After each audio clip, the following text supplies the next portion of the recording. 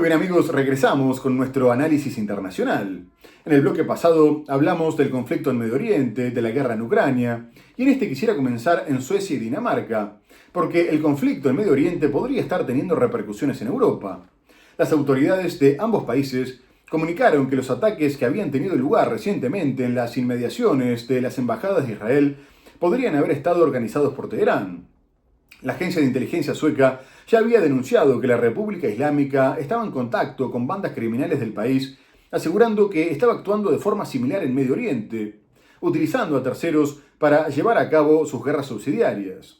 El director operativo de la Policía de Seguridad, Fredrik Hallström, afirmó que había indicios que apuntaban en dirección a la participación de Irán, como la elección de los objetivos y el modus operandi, pero reconoció que no habían podido confirmar sus sospechas, por lo que no pasaba de ser una hipótesis. Suecia y Dinamarca están cooperando en la investigación, después de que se produjera un tiroteo cerca de la Embajada de Israel en Estocolmo y de que en Copenhague tuvieran lugar 2 explosiones, también cerca de la Embajada israelí. Un hecho que derivó en la detención de 2 jóvenes de 16 y 19 años, ambos de nacionalidad sueca. Los imputados enfrentan cargos preliminares por posesión ilegal de armas y por tener en su poder 5 granadas de mano. Más tarde, algunas fuentes comunicaron que detrás de los ataques se encontraba una banda criminal local, pero que habría actuado siguiendo órdenes de Teherán. A su vez, la primera ministra de Dinamarca, Mette Frederiksen, asoció el hecho con el aumento del antisemitismo y dijo que cada vez era más peligroso ser judío en Europa.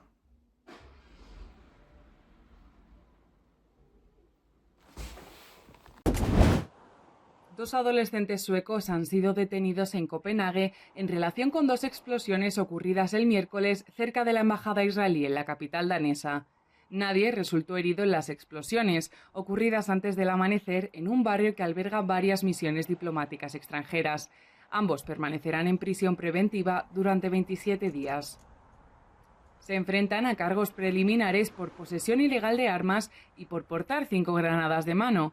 2 de las granadas estallaron cuando los sospechosos las arrojaron contra una casa cercana en la embajada, pero la misión israelí no sufrió daños. Los medios daneses dicen que los adolescentes de 16 y 19 años son sospechosos de actuar en asociación y previo acuerdo con uno o más autores. La primera ministra de Dinamarca declaró que cada vez es más peligroso ser judío en Europa. Antisemitismen stiger.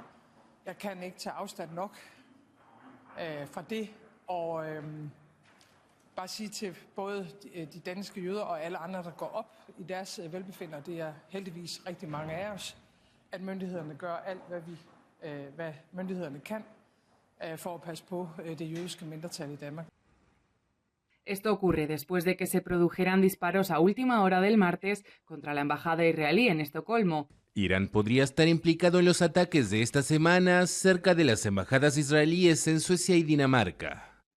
Así lo sugirió la agencia de inteligencia sueca, que a fines de mayo había denunciado que Teherán estaba reclutando a miembros de bandas criminales locales para cometer actos de violencia. Por otra parte, Estados Unidos se encuentra cada vez más cerca de las elecciones y sus candidatos continúan en un empate técnico en los estados clave de Pensilvania, Michigan, Wisconsin, Nevada, Arizona, Georgia y Carolina del Norte, lo que, sumado a los intentos de asesinato contra Donald Trump y la negativa del republicano a comprometerse a aceptar el resultado, aumenta el miedo de que el país se vuelva a sumir en el caos, un miedo que externó el presidente Joe Biden, que dijo que no sabía si las elecciones serían pacíficas y que estaba preocupado por lo que harían en caso de perder. Por lo pronto, ya se está preparando la seguridad, convirtiendo en fortalezas los centros electorales de los condados más parejos, mientras que la certificación del ganador se llevaría a cabo con medidas sin precedentes. A su vez, el exmandatario volvió a realizar un evento en Butler, donde tuvo lugar el primer intento de asesinato en su contra, y lo hizo acompañado del dueño de X y fundador de Tesla, Elon Musk, que podría ocupar un puesto en un eventual gobierno de Trump. Y Musk aprovechó para advertir que si ganaban los demócratas, la Constitución y la democracia estaban en peligro y que podrían ser las últimas elecciones. Asimismo, los republicanos moderaron considerablemente sus opiniones sobre los derechos reproductivos, que fueron la causa del buen desempeño demócrata en las elecciones de medio término. E incluso la esposa de Trump, Melania, se pronunció a favor de la despenalización del aborto. Por su parte, Kamala Harris aprovechó su cargo como vicepresidenta para asistir a las zonas devastadas por el huracán Helen en Carolina del Norte, anunciando una ayuda inicial de $100 millones. En un encuentro improvisado con periodistas en la Casa Blanca el viernes, el presidente de Estados Unidos, Joe Biden, declaró que no sabe si las elecciones presidenciales serán pacíficas. Confío en que serán libres y justas, no sé si serán pacíficas. Uniros a este momento de silencio, pide Donald Trump a sus seguidores. Lo hace a las 6:11 de la tarde, el minuto exacto en el que empezó el tiroteo el pasado 13 de julio.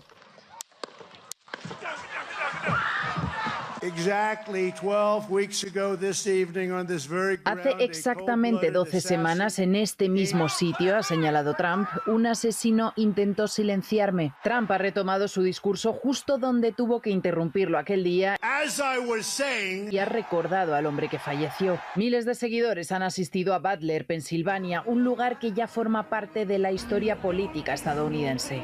El empresario Elon Musk ha participado por primera vez en un acto de campaña del republicano que le ha prometido formar parte de su gobierno si vuelve a la Casa Blanca. Sin la victoria de Trump, la democracia estadounidense está en peligro, ha dicho. Las palabras de Melania Trump a favor del aborto también han estado presentes. Para el candidato a la vicepresidencia de Trump, ella tiene derecho a expresar su opinión. En las últimas semanas, los republicanos han suavizado su discurso sobre los derechos reproductivos de las mujeres. Mientras, Kamala Harris ha visitado Carolina del Norte, una de las zonas más castigadas por el devastador huracán Helen. Ha prometido más de $100 millones para empezar a reparar los daños. Pero mientras los republicanos moderaron su discurso sobre el aborto, lo radicalizaron sobre la migración.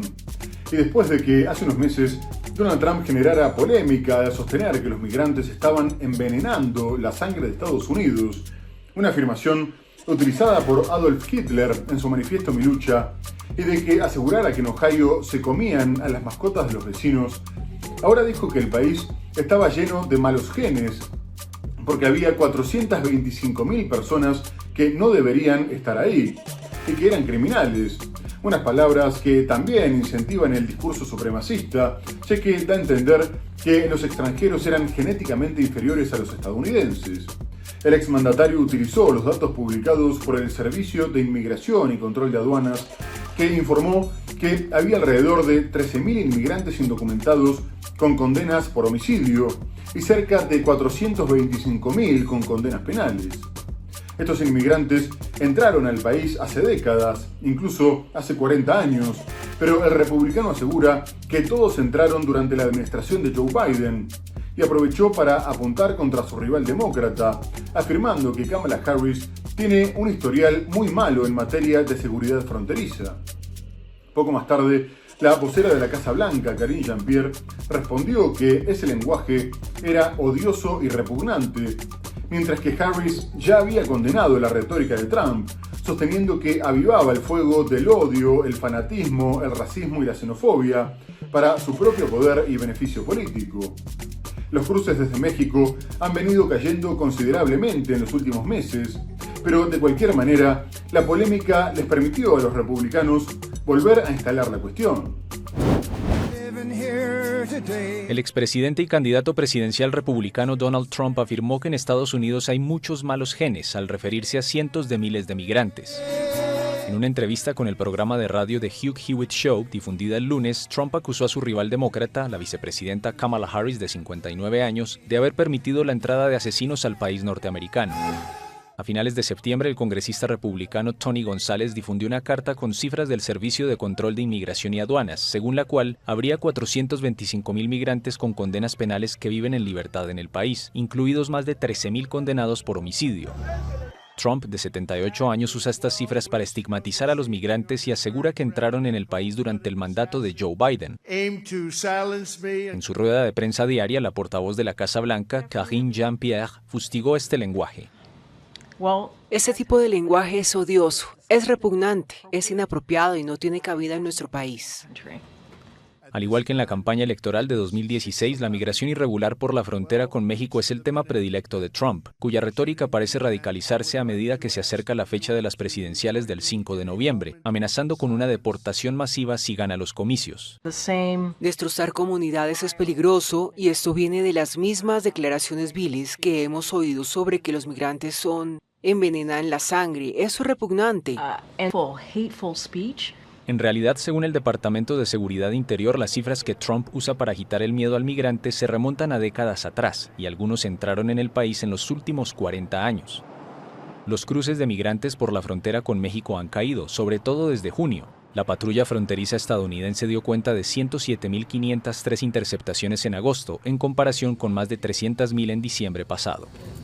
Y ahora quisiera bajar a México porque en medio de la ola de violencia en Sinaloa, por la guerra interna del cártel que lleva el nombre del Estado, la violencia continúa azotando el país y encontraron decapitado al intendente de la ciudad de Chilpancingo, Alejandro Arcos, que había jurado su cargo solo 6 días antes. El estado de Guerrero es uno de los más violentos por la lucha entre cárteles y está controlado por el narcotráfico, lo que quedó en evidencia cuando el año pasado uno de los grupos que se disputa el territorio organizó una manifestación de la que participaron cientos de personas reclamando la liberación de 2 de sus líderes, robaron un blindado de la policía y embistieron las puertas de la legislatura local. Además, secuestraron a 3 funcionarios y 10 agentes de policía y de la Guardia Nacional para asegurarse de que se cumplieran sus demandas. Y unos días antes del crimen del intendente, habían sido asesinados el responsable de seguridad y el secretario del ayuntamiento, Francisco Tapia, que también había asumido unos días antes. La gobernadora del estado, Evelyn Salgado, dijo que el hecho los llenaba de indignación, mientras que el líder del Partido Revolucionario Institucional, Alejandro Moreno, reconoció la situación de ingobernabilidad en Guerrero, por lo que pidió que la Fiscalía General de la República se hiciera cargo de las pesquisas. A su vez, la presidenta Claudia Sheinbaum anunció que ya había comenzado una investigación conjunta entre las autoridades federales y estatales para determinar el móvil y llegar a los culpables. La presidenta de México anunció el lunes una investigación tras el asesinato del alcalde de Chilpancingo, Alejandro Arcos, apenas 6 días después de asumir su cargo en esta ciudad del sur del país. Según medios locales, el alcalde fue decapitado. Sobre el lamentable suceso del presidente municipal de Chilpancingo, hoy en la mañana se presentó el caso, se están haciendo las investigaciones necesarias para saber pues cuál fue el motivo y cuál fue el móvil y por supuesto pues hacer las detenciones correspondientes. La presidenta agregó que las autoridades federales están colaborando con las del estado de Guerrero, donde se ubica Chilpancingo, para esclarecer el crimen. Chilpancingo, el municipio, no aparece dentro de los municipios de mayor número de homicidios, pero tiene esta situación en donde hace unos días asesinaron al responsable de seguridad y ahora al alcalde. No obstante, Guerrero es uno de los estados más afectados por la violencia de los cárteles de la droga por su ubicación estratégica sobre la costa del Pacífico. Más de 450,000 personas han sido asesinadas y unas 100,000 han desaparecido en México desde que el gobierno desplegó al ejército para combatir el narcotráfico en 2006. Y en medio del aumento de la violencia, con el asesinato del alcalde de Chilpancingo y la guerra interna del cártel de Sinaloa, que solo el pasado septiembre se cobró la vida de 142 personas, la presidenta Claudia Sheinbaum presentó la nueva estrategia de seguridad que regiría durante su gobierno, descartando reanudar la guerra contra el narcotráfico declarada por el expresidente Felipe Calderón, que había disparado los índices de violencia y homicidios. La mandataria afirmó que durante ese periodo las ejecuciones extrajudiciales eran normales y que ella prefería que su lucha se centrara en la prevención, la atención a las causas y la inteligencia. Además, prometió que los delitos de alto impacto iban a disminuir porque había una estrategia y se iba a cumplir. Por último, afirmó que seguían creyendo que la seguridad y la paz eran fruto de la justicia, no solo de un sistema de justicia que funcionara y protegiera a la población, sino también de la justicia social. El gobierno recuerda que cuando la presidenta se desempeñaba en la alcaldía de la Ciudad de México entre el 2018 y el 2023, los asesinatos y los secuestros se redujeron a la mitad, mientras que en todo el país los homicidios también fueron bajando en los últimos 6 años, por lo que no tenían por qué cambiar de rumbo. Por otra parte, quien estuvo a cargo de explicar el plan de seguridad fue el titular de la cartera, Omar García Harfuch, un policía y abogado que se había desempeñado también como secretario de seguridad de la ciudad y que incluso fue considerado como posible candidato presidencial por su alta popularidad. El nuevo gobierno de México presenta su plan de seguridad. Este martes, la presidenta Claudia Sheinbaum ha expuesto la doctrina de defensa que llevará a cabo a lo largo de su sexenio. La mandataria dejó en claro sus líneas rojas: no a los asesinatos extrajudiciales y no a combatir la violencia con violencia. Lo primero que es muy importante es no va a regresar la guerra contra el narco de Calderón. No buscamos ejecuciones extrajudiciales, que era lo que ocurría. Nosotros, ¿qué vamos a usar? Prevención, atención a las causas, inteligencia. A su vez, el nuevo secretario de Seguridad declaró que harán un esfuerzo para que la fuerza pública y el Estado mexicano lleguen a todo el territorio del país. El funcionario aseguró que no temerán desplegar al ejército en donde sea necesario. No tienen acceso a policías municipales confiables o a policías estatales totalmente fortalecidas. Ahí es donde la Guardia Nacional jugará un papel importante. Aprovechar el gran despliegue con el que hoy cuenta ya este cuerpo de seguridad de más de 133,000 elementos. Algunas zonas de México viven una crisis de seguridad derivada de conflictos entre distintos cárteles y pandillas. En Sinaloa, en el noroccidente del país, solo en el mes de septiembre hubo 142 muertes violentas. Durante los últimos días, cientos de ciudadanos han salido a las calles de las zonas más golpeadas por la crisis, pidiéndole al gobierno central que tome cartas en el asunto. Y ahora les propongo ir a Colombia, donde el presidente Gustavo Petro denunció un intento de golpe de Estado, después de que el Consejo Nacional Electoral abriera una investigación y formulara cargos contra su campaña del 2022, tanto en primera como en segunda vuelta, por presunta vulneración al régimen de financiación, ya que se asegura que superó en casi $1 millón el gasto máximo establecido y que se utilizaron fuentes prohibidas que no fueron declaradas. El Consejo afirmó además que tanto Petro como el gerente de su campaña, Ricardo Roa, tenían que responder por los hechos. El mandatario podría tener que hacer frente a multas económicas, ya que en principio no se lo podría destituir. Pero la autoridad electoral podría enviar la investigación a la Cámara de Representantes, que sí podría llevar a cabo un juicio político. Y Petro, por su parte, respondió que el Consejo había roto el fuero presidencial garantizado por la Constitución, por lo que había dado el primer paso para perpetrar el golpe de Estado que predijo hace unas semanas. El mandatario había dicho que Estados Unidos le había informado sobre un plan para destituirlo, ya sea a través de un juicio político o de su asesinato, y ahora considera que se puso en marcha con la infiltración de la oposición en el órgano electoral, que era utilizado para poner en duda su integridad. Además dijo que la única que podía investigar al presidente era la Comisión de Acusaciones de la Cámara de Representantes, pero que los cargos eran infundados y que se había comportado honradamente. Por último, informó que pidió que se hiciera público el expediente porque los testimonios probaban su inocencia, y pidió que la gente saliera a las calles a defender la democracia y que el mundo estuviera atento.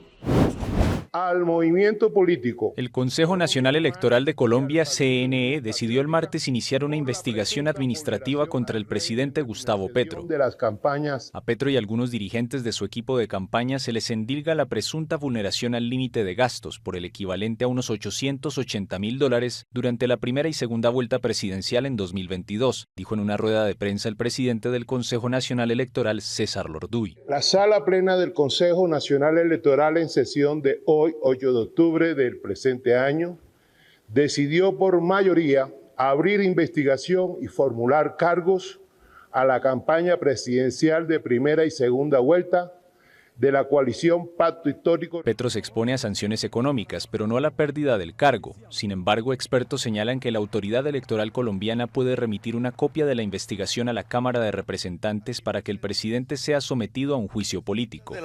Desde que iniciaron las indagaciones sobre estas presuntas irregularidades, el presidente insiste en que la autoridad electoral está siendo utilizada para derrocarlo. Hoy se ha roto el fuero integral del presidente de la República de Colombia, que defiende la Constitución. Hoy se ha dado el primer paso de un golpe de Estado contra mí, como presidente constitucional, elegido democráticamente por el voto popular por más de 11 millones de ciudadanos. Petro asegura que el CNE tiene un sesgo, pues algunos de sus magistrados son cercanos a partidos de derecha. Las sospechas por las presuntas violaciones a los topes establecidos por la ley crecieron en julio del año pasado, cuando el hijo mayor del presidente, Nicolás Petro, reconoció ante la Fiscalía que recibió dinero de un capo narcotraficante y lo utilizó en algunos eventos de campaña en la costa caribe. Y vamos a ir a Brasil, donde hubo elecciones municipales en las que el exmandatario ultraderechista Jair Bolsonaro llamó a sus votantes a acudir en masa con el objetivo de presionar para que se aprobara una amnistía que le permitiera competir en las elecciones del 2026, después de que el Tribunal Supremo Electoral lo haya inhabilitado para ocupar cargos públicos hasta el 2030 por promover la idea de que hubo fraude en el pasado proceso electoral. Y su partido liberal salió levemente fortalecido, logrando meter algunos candidatos más en la segunda vuelta que el presidente Luis Ignacio Lula da Silva, pero lejos de la demostración de fuerza que pedía Bolsonaro. Y no se terminará afectando la gobernabilidad a nivel nacional. En San Pablo, el alcalde bolsonarista Ricardo Nunes competirá en el balotaje del 27 de octubre con el diputado izquierdista Guilherme Boulos, a quien superó por medio punto. A su vez, en Río de Janeiro se impuso en la primera vuelta el centrista Eduardo Paes, que había sido apoyado por Lula, y el derrotado fue el candidato de Bolsonaro, Alexandre Ramagen, que está siendo investigado por espionaje ilegal cuando estaba a cargo de la agencia de inteligencia de su país. En total, se votó en más de 5.500 ciudades, eligiéndose autoridades municipales, estaduales y legislativas, y en la mayoría de los casos se evidenció la polarización entre el actual presidente y su antecesor. Además, se destacó que la elección se realizó sin la red social X, que fue inhabilitada por la justicia desde el 31 de agosto por desinformación, aunque ya fue habilitada nuevamente, mientras que las cuestiones ambientales estuvieron ausentes en la campaña, a pesar del número récord de incendios y de la mayor sequía de su historia. Elecciones municipales en Brasil. Tras la primera vuelta el domingo, el campo del expresidente ultraderechista Jair Bolsonaro salió fortalecido. En la megalópolis Sao Paulo, el alcalde saliente Ricardo Nunes, aliado de Bolsonaro, llegó al frente con 29,4% de los votos, frente a 29% del izquierdista Guilherme Boulos, apoyado por el presidente Luis Ignacio Lula da Silva. Ambos líderes, que encarnan a nivel municipal la fuerte polarización en Brasil, disputarán la segunda vuelta el 27 de octubre. Por muy poco quedó fuera de la contienda el outsider populista Pablo Marçal, un influyente ultraconservador acusado de desinformación y que irrumpió con fuerza en la campaña con su estilo provocador. En Río de Janeiro, el centrista Eduardo Paes ganó para un cuarto mandato con 60,4% de los votos, dejando atrás con 30,8% a Alexandre Ramagen, ex jefe de inteligencia de Bolsonaro y su apuesta para esta elección. Consideradas la antesala de las presidenciales de 2026, las municipales mostraron un avance de la derecha en Brasil y especialmente del Partido Liberal de Bolsonaro, ya mayoritario en el Congreso desde las elecciones de 2022. El partido de Bolsonaro se hizo con las alcaldías de 2 capitales estatales y disputará otras 9 en la segunda vuelta, de las 26 en juego. Con estos resultados preliminares, los analistas ya anticipan una contienda más difícil para el Partido de los Trabajadores de Lula en las elecciones de 2026. Casi 156 millones de votantes fueron convocados en Brasil, donde el voto es obligatorio. Y vamos a terminar en Bolivia, que continúa profundizando su crisis política en medio del enfrentamiento entre el presidente Luis Arce y su predecesor, Evo Morales, que escaló todavía más después de que el exmandatario acusara al gobierno de utilizar la justicia para llevar a cabo una persecución política en su contra, ya que la Fiscalía reabrió una investigación para determinar si violó a una joven de 15 años con la que habría tenido un hijo hace 7. Incluso una fiscal había ordenado la captura de Evo, pero más tarde fue destituida por el Ministerio Público. Evo reaccionó afirmando que el gobierno de Arce había decidido convertirse en un gobierno fascista y antipopular, y denunció que había abandonado la resolución democrática de las diferencias en favor de la judicialización de la política. Por su parte, Arce pidió no politizar el caso e insistió en la necesidad de respetar la independencia judicial, aunque varios sectores creen que está detrás. Y en este contexto, el Grupo de Puebla, que agrupa a líderes de la izquierda latinoamericana, publicó un comunicado en el que advierte sobre una posible guerra jurídica contra Evo e instó a Arce a que no permitiera que su gobierno participara en operaciones que buscaran dañar la reputación del exmandatario, previendo además que el conflicto interno del movimiento del socialismo termine beneficiando a la derecha del país, que ve de cerca la autodestrucción del partido. Recientemente, Evo marchó 187 kilómetros hasta La Paz junto a miles de seguidores, protestando por la crisis económica, mientras intenta volver a la presidencia, ya que si bien la justicia consideró que está inhabilitado, la Constitución no prohíbe la reelección discontinua. Evo Morales se defendió el viernes ante el escándalo por el supuesto abuso de una menor. Según el expresidente de Bolivia, se trata de una mentira que ya investigó la justicia sin hallar nada en su contra. Mira, yo no puedo entender qué clase de procurador tenemos o qué clase de nuevo ministro de Justicia tenemos, sabiendo que este caso está cerrado. Porque no hubo nada, es una mentira. Diría. El ministro de Justicia, César Siles, reveló el jueves que Morales tiene un proceso abierto con una investigación en curso por presuntamente haber violado a una menor de 15 años en 2015, cuando era presidente.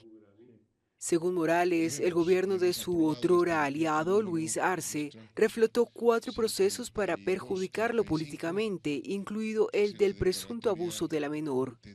Primer mandatario indígena de Bolivia, Morales gobernó entre 2006 y 2019 y ayudó a la elección de Arce, con quien hoy libra una feroz pugna por el liderazgo del oficialismo y la nominación presidencial para los comicios de 2025. En medio de la disputa, una fiscal de Tarija reveló el miércoles que ordenó la aprehensión del expresidente por el caso de estupro, pero que fue destituida después de que la justicia dejara sin efecto la resolución contra Morales. El jefe del Ministerio Público aseguró que cesó de sus funciones a la fiscal por conducta negligente y no aclaró si el caso contra Morales sigue abierto. Muy bien amigos, se nos ha terminado el programa. Hemos hablado del conflicto en Medio Oriente con el aniversario del ataque de Hamas contra Israel. Abordamos otras cuestiones como la guerra en Ucrania, la violencia en México, las crisis políticas en Colombia y Bolivia, pero lo tenemos que dejar hasta el próximo programa para seguir analizando la actualidad internacional. Muchas gracias por habernos acompañado y hasta entonces.